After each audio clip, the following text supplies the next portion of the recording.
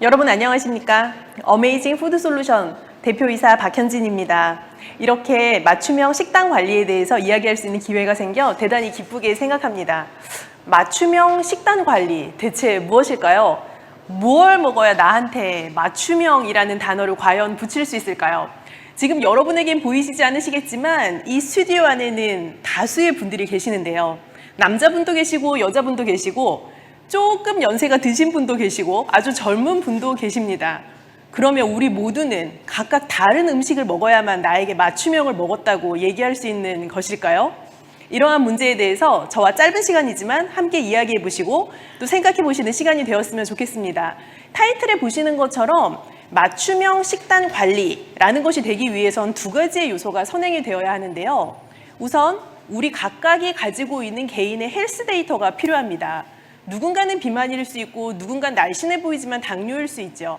각각 가지고 있는 헬스 데이터와 함께 내게 어떠한 식단이 맞는 것인지 처방을 내려줄 수 있는 가장 근간에 깔린 데이터베이스가 필요한 상황이죠. 그 두 가지에 대해서 얘기를 해보도록 하겠습니다. 이 슬라이드 보시면 Personalized Nutrition이라는 단어를 제가 넣어놨어요. 맞춤형 식단 관리와 Personalized Nutrition, 맞춤형 영양 관리 사이에 사실은 Customized Meal Plan이라는 단어가 들어가야 더 적합할 수 있겠죠. 근데 중간 단어를 생략을 한 것은 우리가 맞춤형 식단 관리라는 단어를 들었을 때 단순히 먹는 것에 대해서 내가 무엇을 먹으면 되는지 알려주는 것 정도의 서비스라고 생각하신다면 상당히 오산이 있다라는 의미에서 제가 과감히 중간 단어를 빼보았습니다. 맞춤형 식단 관리라는 것은 맞춤형 영양 관리, 개인화된 영양 관리의 하나의 영역으로 보여주시면 좋겠습니다. 맞춤형 식단 관리, 개인화된 영양 관리, 나랑 무슨 상관이 있을까 하는 생각이 드실 수 있는데 우리 사실 아침에 눈 떠서 밤에 잠들 때까지 거의 대부분 한 대여섯 번 이상은 무언가를 드실걸요? 그 무언가를 드시는 게 아메리카노 마시고 물 먹고 밥 먹고 중간에 과자 먹고 빵 먹고 이 모든 횟수를 세어보시면 내가 하루 중에 꽤 긴 시간을 먹는 행위에 소비하고 있다는 것을 아실 수 있으실 거예요. 그래서 그 모든 먹는 것마다 내가 일일이 신경 써서 내 몸을 다 다스리진 못하지만 가장 중대하게 나에게 가지고 있는 하나의 문제를 해결하거나 하나의 관리 포인트를 담당할 수 있는 그 영양 관리 포인트가 무엇이냐는 거죠. 맞춤형 영양 관리라는 단어를 들었을 때 우리 할머니들 세대에게 말씀드리면 뭐라고? 하고 물으실 거예요. 왜냐하면 그땐 그런 단어가 없었으니까요. 그때는 먹는 행위 자체가 단순히 내 배를 불리기 위한 행위에 가까웠지만 지금 우리가 왜 먹죠? 단순히 배부르기 위해서 먹는 것뿐만이 아니라 내 기분을 좋게 하기 위해서도 먹고 내 건강을 개선시키거나 우리 가족이 가지고 있는 특정한 질환에 대해서 선행 관리하기 위한 목적으로도 먹고 내가 특정 수술을 했다면 그 수술에서 더 잘 회복하기 위한 목적으로도 먹죠. 다양한 목적을 가지고 먹는 행위가 반복이 됩니다. 이처럼 맞춤형 영양관리라는 것은 상당히 최근에 발생한 단어이면서 동시에 여러분에게 식사 처방을 현명하게 내려줄 수 있는 전문가도 필요하죠. 또 우리에게는 충분한 데이터베이스도 구축이 되어야 하고 비의료 서비스 기관에서 진행할 수 있을 만큼의 정책적인 입안도 당연히 필요한 상황입니다. 그러면 맞춤형 영양관리가 굉장히 뉴테크에 가까운가 보다 라고 생각하실 수 있지만 뭐 그렇게 생각하실 수도 있죠. 하지만 다음 슬라이드를 보시면 약간 생각이 달라지실 거예요. 우리에게 맞춤형 영양관리를 가장 먼저 추구했던 것은 바로 저분이시죠. 곰이 호랑이와 함께 100일 동안 한 줌의 쑥과 마늘만을 먹고 사람이 될 수 있다는 그 꼬임에 넘어가 둘은 먹기 시작하죠. 동굴 안에 들어가서요. 그런데 호랑이는 중도 포기를 하고 곰은 끝까지 그 미션을 해내고 말죠. 곰도 호랑이도 대단한 동물인데 왜 누구는 포기를 하고 누구는 그 과정을 견딜 수 있었을까요? 그 처방된 그들만의 맞춤형 식단 자체가 누군가에겐 견딜 수 있는 것 정도의 허들이었다면 누군가에서 난 도대체 견딜 수 없다 이 수준을 가지고 있는 허들이었을 수 있는 거예요. 그렇다면 그 허들을 견뎌낸 곰은 어떻게 됐죠? 전후좌우 그림이 너무 다르시죠? 진짜 우리가 소위 얘기하는 아주 드라마틱한 체인지가 일어나고 말았죠. 모든 맞춤형 식단 관리를 위해서 우리 어메이징 푸드 솔루션을 찾아오시는 고객님들은 저런 류의 변화를 원하세요. 그런데 현실은 어떻다고요? 그런 변화는 결코 나타나지 않습니다. 왜냐하면 제가 여러분께 만약 자 지금부터 한 달 동안 여러분의 모든 식사에 해당하는 90끼를 다 드릴 테니까 일상에서 드시던 것을 아예 드시지 마시고 한 달 동안 이렇게 식단을 드세요 라고 하면 작심 3일도 못 가실 것이라는 것이 거의 확실하죠. 그만큼 식단 관리라는 것은 우리의 아주 오랫동안의 히스토리, 할머니의 할머니, 그의 할머니 때로부터 이어져 내려온 모든 식습관과 내 입맛, 거기에 따라 형성되어 내려온 나의 후천적인 유전적인 요소들, 내가 지금 살고 있는 사회 환경적인 요소들이 결합되어 나타난 결과물이기 때문입니다. 그래서 누군가에게 한 끼의 식사를 그가 가지고 있던 모든 입맛을 버리고 새로운 입맛의 제품으로 갈아타야 된다라고 얘기를 한다면 그 상황에서 손쉽게 제가 하겠습니다 라고 하시는 분은 많이 안 계실 거예요. 이 90끼의 끼니를 만약에 한 달 동안 쭉 드셔야 돼요가 아니라 하루에 한 끼만 바꾸고 자 우리는 지금부터 석 달을 지속하는 거예요 라고 한다면 조금 마음이 편해지는 분이 계실 겁니다. 그리고 초반에 열흘, 2주 정도는 내가 먹던 거랑 좀 다른데 하는 생각하실 수 있지만 그게 한 달이 되고 2달, 3달이 지나면 또 우리는 적응의 동물인지라 그런 것에 맞추어서 내 몸이 다시 만들어 나가기 마련이죠. 고로 모든 맞춤형 식단 관리는 얼마나 지속 가능하냐, 그게 얼마나 내 생활 가운데서 실천할 수 있느냐 하는 것이 키워드에 해당한다고 보겠습니다. 많은 논문들이 식사를 이렇게 바꾸면 건강해집니다. 예를 들어 콜레스테롤이 낮아집니다. 혈당 수치가 낮아집니다. 배도 들어갑니다. 등등의 임상 지표들을 내세우면서 발표가 되어 있지만 가장 확실하게 우리에게 있어서 맞춤형 식단 관리가 정말 효과가 있고 개개인마다 각각 다른 음식에 대한 반응 패턴이 나타날 수 있다는 것을 보여준 가장 대표적인 연구는 지금 슬라이드에 보시는 것처럼 GV의 연구인데요. 이 연구는 무려 800명의 사람에게 맞춤형 식단 관리를 통해서 그들의 혈당 수치가 어떻게 바뀌었는지를 관찰을 한 연구였어요. 혈당 수치만 본 것이 아니라 여러분 슬라이드에서 보시는 것처럼 각종 혈액 지표와 함께 문진 데이터, 신체 계측 데이터, 그리고 장내 미생물 분석까지 아주 다각화된 분석 지표들을 통해서 800명의 연구 참여자들이 동일한 패턴의 식사를 먹었을 때에 어떠한 형태로 혈당이 바뀔 수 있는지를 추적 관찰을 해보았죠. 그랬더니 어떤 놀라운 일이 일어났는지 아세요? 다음 슬라이드를 보시면 지금은 4명의 참여자에 대한 여러분 연구 결과를 보고 계시는데요. 각각 다른 색깔로 그래프가 표현되어 있으니까 보실 수 있을 거예요. 우리가 어떤 음식을 섭취했을 때 식후의 혈당 변화가 어떻게 나타나는지 그래프화를 하면 저런 형태의 약간 언덕배기 같은 그래프가 대부분 나타납니다. 그 말은 내가 어떤 음식을 먹고 나서 특정한 시간이 지나게 되면 혈당이 피크치를 그리게 되고 그 피크에 도달한 혈당은 일정한 시간을 그리면서 점점 낮아지는 형태의 패턴의 그래프를 가지고 가게 되죠. 그런데 슬라이드상의 가장 하단에 존재하고 있는 분 같은 경우는 그림에서 보시다시피 나름 굉장히 플랫한 상태의 혈당을 가지고 가시죠. 거의 변동치가 없는 형태의 그림을 가지고 갑니다. 그에 반해 가장 위의 그래프의 위치해 있는 갈색 선의 대상자를 보시면 다른 대상자들에 비해서 굉장히 높은 혈당 피크치를 가지고 가고 있고 또 상승하는 기울기 자체도 빠르게 올라간다는 걸 볼 수 있죠. 이러한 형태로 우리가 동일한 식사를 지금 같은 자리에서 같은 시간을 들여 먹었다고 가정했을 때에도 우리 모두의 혈당치의 패턴은 각각 다를 수 있다는 거예요. 뭐 그럴 수 있겠어요. 왜냐하면 그러니까 누군가는 당뇨 진단을 받고 누군가는 진단을 받지 않는 것이겠죠. 자, 다음 그래프를 보면 조금 더 깜짝 놀랄 일이 벌어지는데요. 왼쪽 편에 있는 그래프를 보시면 바나나와 쿠키를 먹었을 때 각 사람의 혈당치의 변화를 그래프화한 것이에요. 바나나와 쿠키, 두 개는 여러분의 이미지에선 어떤 인식을 가지고 있나요?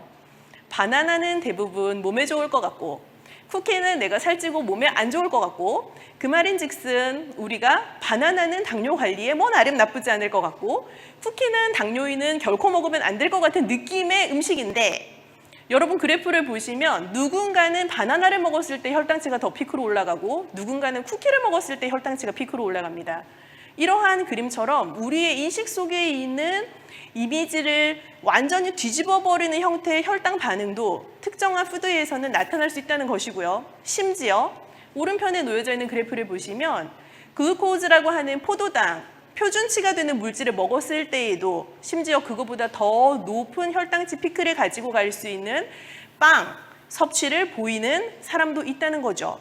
자, 이렇게 각각의 개인이 똑같은 패턴의 식사를 섭취했음에도 불구하고 혈당치의 변화가 이렇게 다르게 나타난다면 우리가 그동안 듣고 교육받았던 당뇨인을 위한 맞춤형 식단 가이드라인이라고 하는 것은 대체 맞는 것일까요? 틀린 것일까요?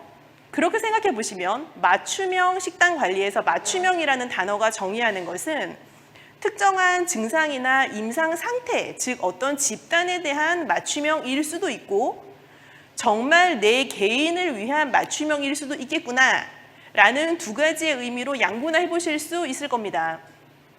그렇다면 모든 사람의 욕심은 끝이 없는지라 내가 이 집단 중에서도 나한테 좀 더 맞는 것을 얻고 싶다, 그 처방을 받고 싶다라는 생각이 드실 수 있을 텐데요. 아이러니하지만 나한테 정말 맞는 처방을 가져가시려면 내 데이터를 더 많이 내어놓으셔야 돼요.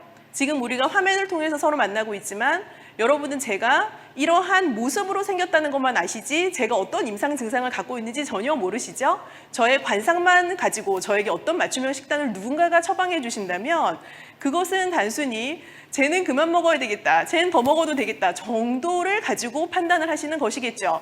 하지만 제가 건강검진 결과를 내어놓고 때로는 더 심도 있는 유전자 분석 결과까지 보태어서 내어놓고 때론 제가 우리 할아버지는 어떤 가족력이 있었고 우리 아버지는 어떤 질환이 있다 등에 해당하는 정말 현실적인 지표까지 내어놓게 되면 저에게 처방해 줄 수 있는 식사는 굉장히 달라질 겁니다. 그거는 모두에게 다 마찬가지고 내가 개인화된 식단 관리 정보를 얻고 싶다면 내 개인화된 데이터를 선뜻 내어놓을 수 있는 상황이 되어야 하는 거죠. 물론 여러 정책적인 입안이 선행이 돼서 모두의 데이터가 안전하게 취급될 수 있다는 전제 하에서 말입니다.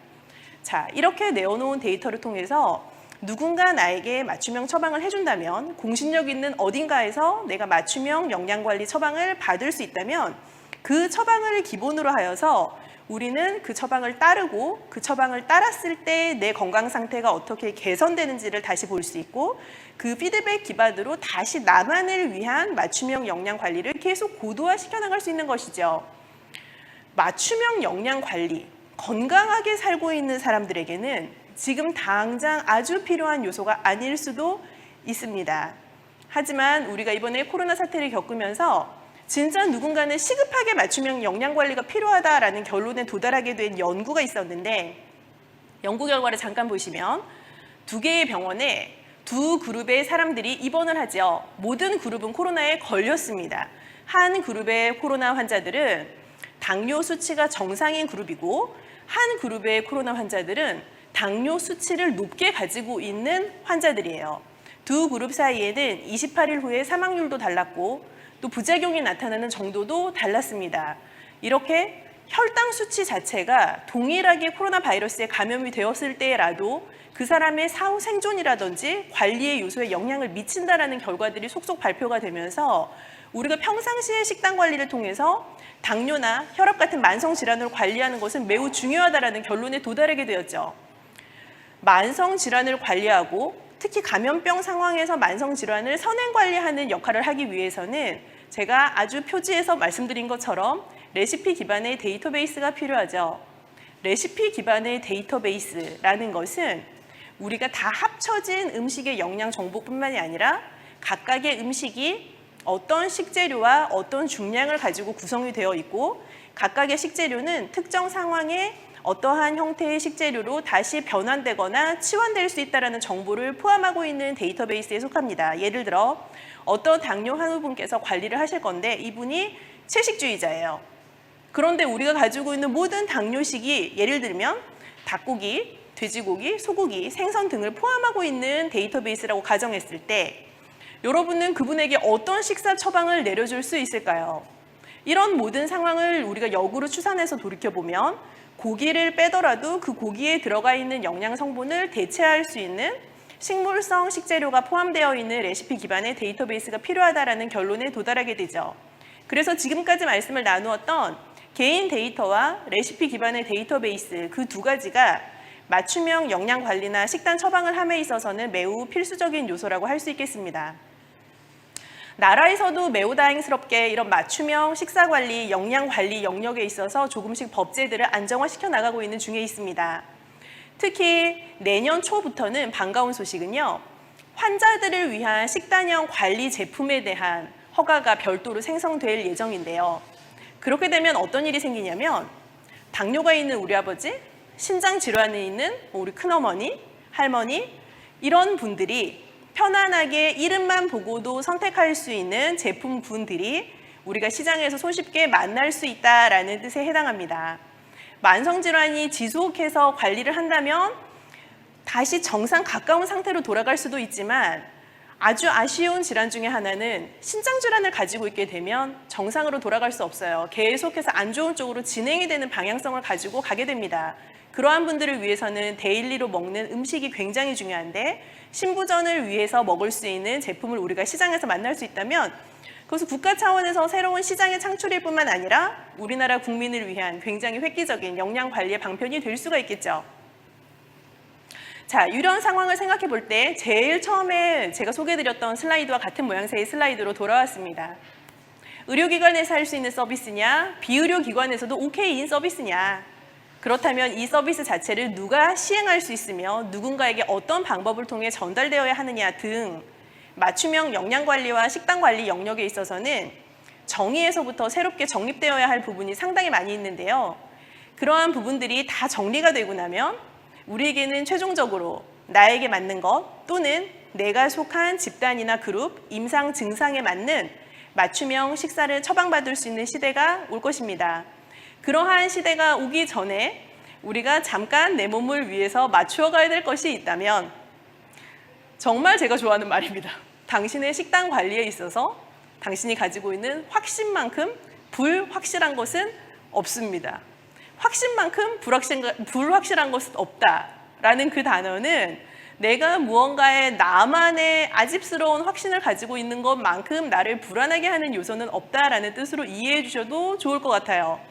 그래서 지금 내가 하고 있는 이 한 끼 한 끼의 되풀이가 내가 5년 후, 10년 후, 또 내가 죽는 어느 그 시점에 내 건강에 상당히 영향을 많이 미칠 수도 있다라는 아주 대승적인 차원에서 맞춤형 영양관리와 식단관리의 부분들을 다시 한번 생각해 보실 수 있는 계기가 되었으면 좋겠습니다.